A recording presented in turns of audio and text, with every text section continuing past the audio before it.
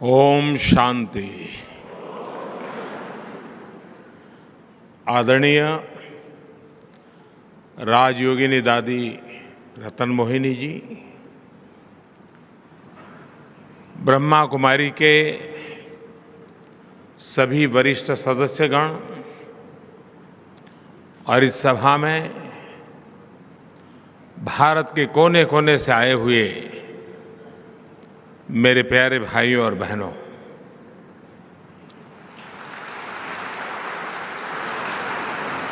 ये मेरा सौभाग्य रहा है। मुझे कई बार आपके बीच आने का अवसर मिलता है। मैं जब भी यहाँ आता हूँ, आपके बीच आता हूँ, तो मुझे हमेशा एक आध्यात्मिक अनुभूति होती है।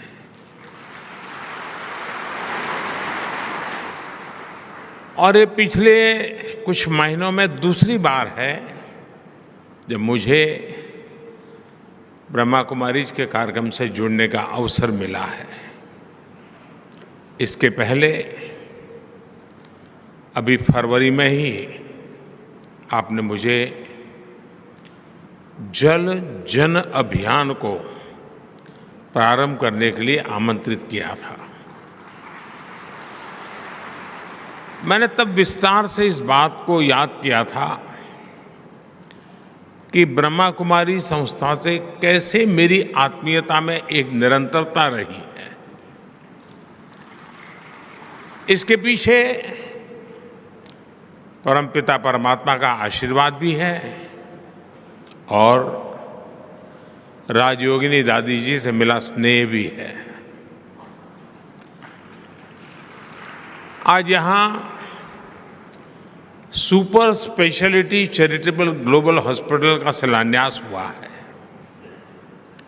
आज शिवमणि होम्स और नर्सिंग कॉलेज के विस्तार का भी काम शुरू हुआ है। मैं इन सभी कार्यों के लिए ब्रह्मा कुमारी संस्था और उसके सभी सदस्यों का हृदय से अभिनंदन करता हूं। साथियों, आजादी के इस अमृत काल में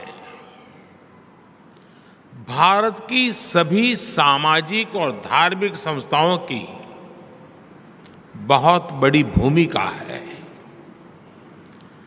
आजादी का यह अमृत काल देश के हर नागरिक के लिए कर्तव्य काल है। इस कर्तव्य काल का मतलब है हम जिस भूमिका में हैं उसका 100% निर्वहन और उसके साथ साथ समाज के हित में, देश के हित में अपने विचारों और जिम्मेदारियों का विस्तार, यानी हम जो कर रहे हैं उसे पूरी निष्ठा के साथ करते करते ये भी सोचना है कि हम अपने देश के लिए और क्या ज्यादा कर सकते हैं। आप सभी इस कर्तव्य काल के प्रेरणा पुंज की तरह हैं। ब्रह्मा कुमारी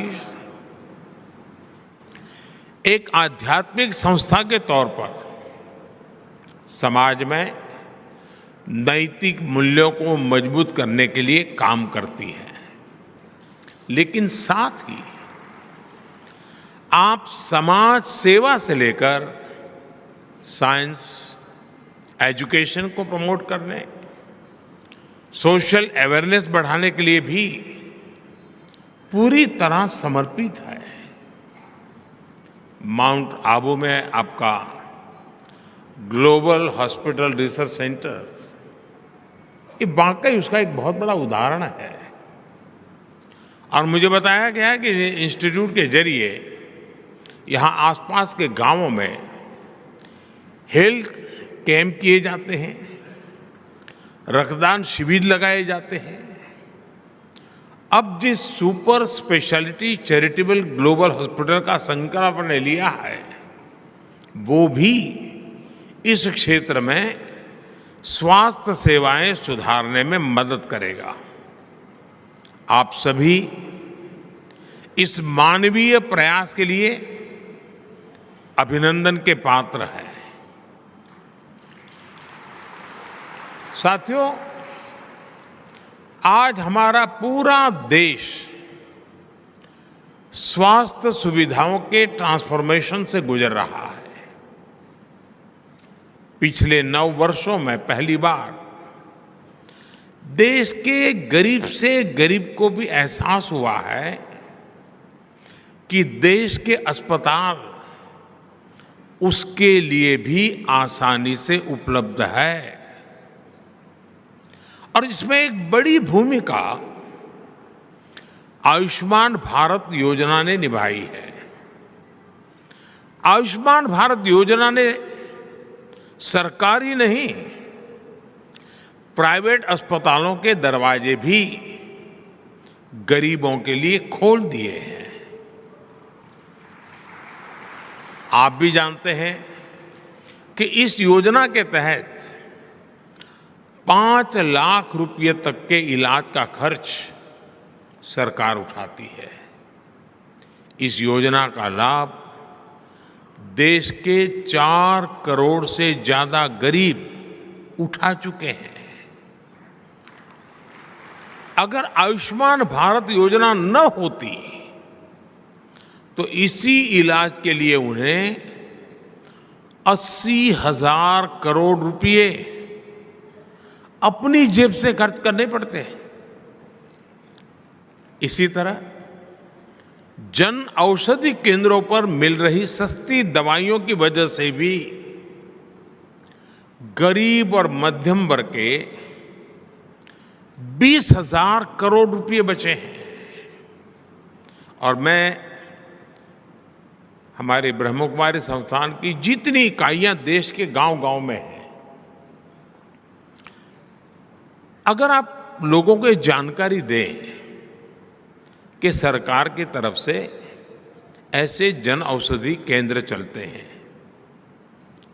स्टैंडर्ड दवाइयां होती हैं, लेकिन बाहर जो दवाइयां आपको 100 रुपये में खर्च होता है, यहाँ आपको 10-15 रुपये में मिल जाती है।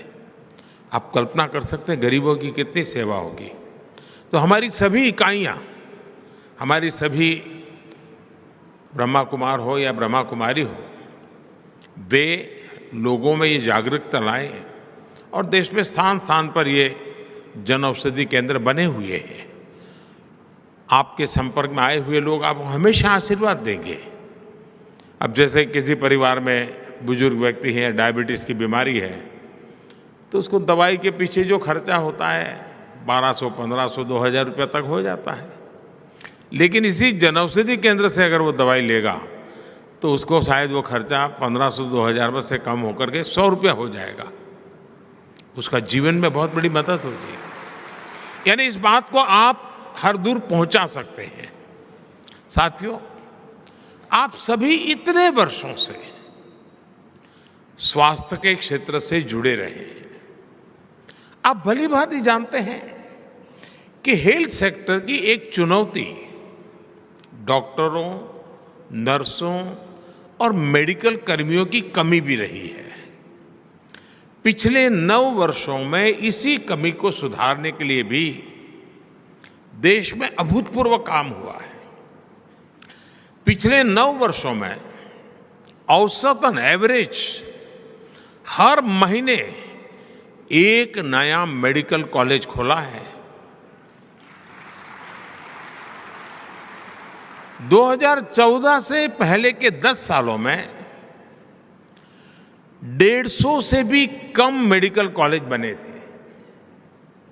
बीते 9 वर्षों में देश में 300 से अधिक नए मेडिकल कॉलेज बने हैं।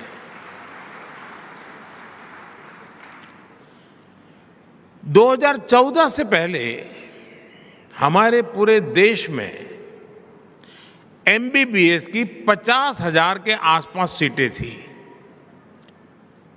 50,000 स्टूडेंट्स के लिए जगह थी। आज देश में एमबीबीएस की सीटें 1 लाख से भी ज्यादा हो गई हैं। 2014 के पहले पीजी की भी 30,000 के आसपास ही सीटें थी। अब पीजी सीटों की संख्या भी बढ़कर 65,000 से ज्यादा हो गई है। जब इरादा नेक हो, समाज की सेवा का भाव हो, तो ऐसे ही संकल्प लिए जाते हैं और संकल्प सिद्ध भी किए जाते हैं। साथियों, आज भारत सरकार हेल्थ सेक्टर में जो प्रयास कर रही है, उसका एक और बड़ा प्रभाव आने वाले दिनों में दिखेगा। देश में जितने डॉक्टर आजादी के बाद 7 दशकों में बने, उतने ही डॉक्टर अगले 1 दशक में बन जाएंगे। और हमारा फोकस सिर्फ मेडिकल कॉलेज या डॉक्टर तक सीमित नहीं है। आज ही यहां नर्सिंग कॉलेज के विस्तार का काम शुरू हुआ है।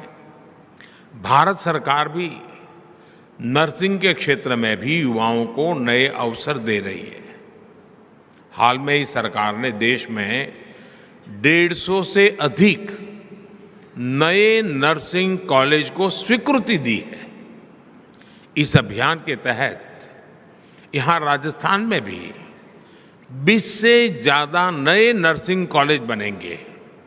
इसका लाभ निश्चित तौर पर आपके super speciality charitable global hospital को भी होने वाला है। साथियों, भारत में हजारों वर्षों से समाज में शिक्षा से लेकर गरीब और असहायों की सेवा तक की जिम्मेदारी हमारी आध्यात्मिक और धार्मिक संस्थाओं ने संभाली है।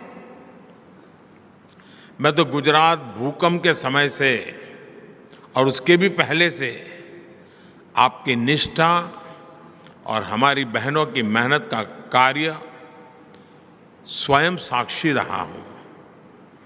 आप लोग जिस प्रकार से काम करते हैं, उसे बहुत निकट से देखा है।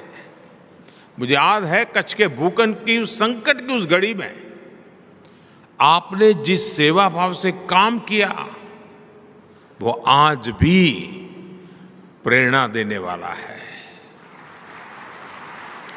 ऐसे ही नशा मुक्ति के लिए आपके अभियान हो, पर्यावरण संरक्षण की दिशा में ब्रह्मा कुमारी के प्रयास हो, जल जन अभियान जैसे मिशन हो, एक संस्था कैसे हर क्षेत्र में एक जन आंदोलन तैयार कर सकती है, ब्रह्मा कुमारी ने ये करके दिखाया है।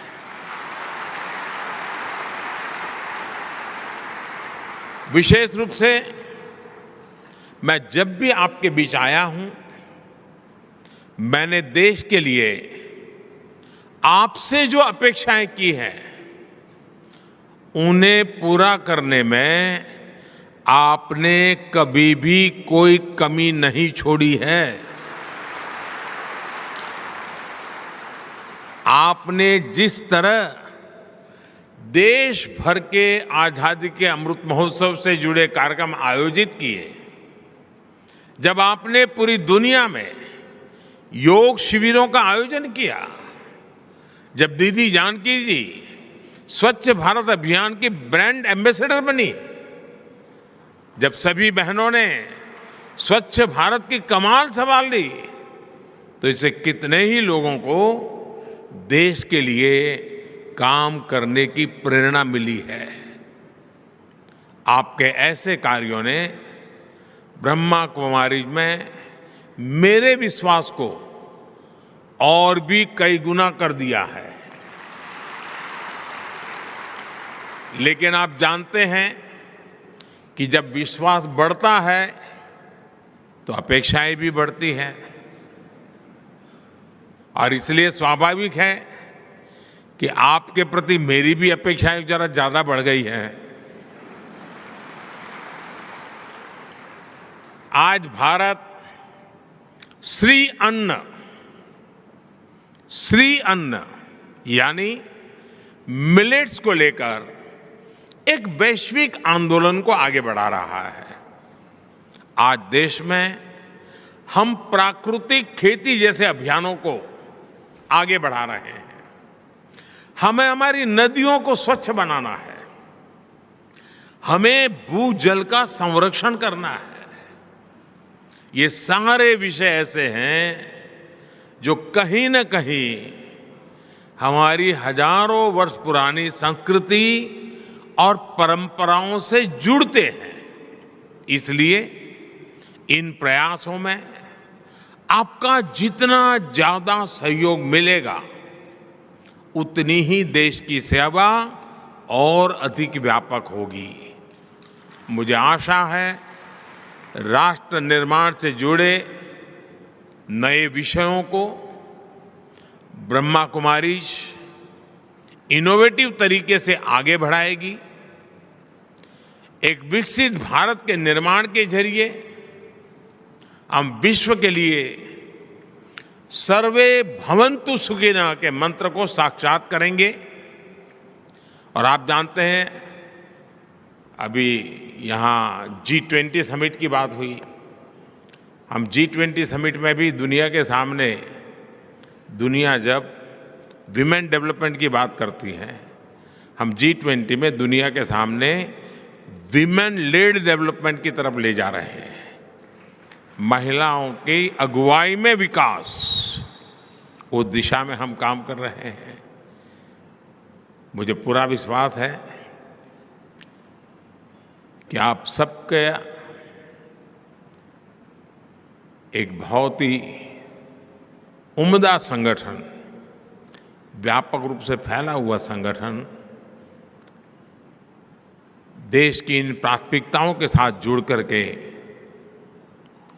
नई शक्ति और सामर्थ्य के साथ अपना विस्तार भी करेंगे और राष्ट्र का विकास भी करेंगे। इसी कामना के साथ आप सभी को मैं बहुत बहुत धन्यवाद देता हूं, और मुझे आपने यहाँ बुलाया, निमंत्रण दिया। मैं हमेशा कोशिश करता हूँ जितना समय निकाल सकूँ आपके बीच आऊँ, क्योंकि यहाँ मैं आता हूँ तो कुछ लेकर के जाता हूँ।